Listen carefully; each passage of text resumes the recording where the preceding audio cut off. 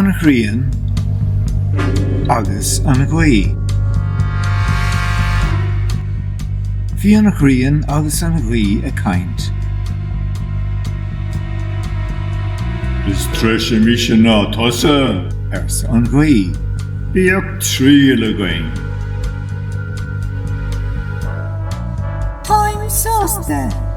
Ars an Ghrian. An bhrecinn tú an fear seo ar an mhór, feicim éis cé a gágain a bhuinig an cótaide. Tágma. Ars an Ghaoth. Tosa ar dús. Ars an Ghrian.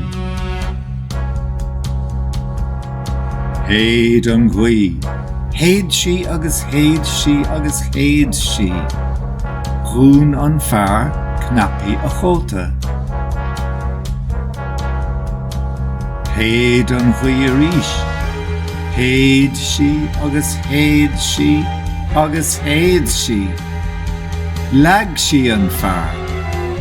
Dáis gon fear an cóta ar féin le Chris agus dairig sé. Heparm. Ars an Ghaoth. Cha an Ghrian na scamaltí. Scart si amach go tréan.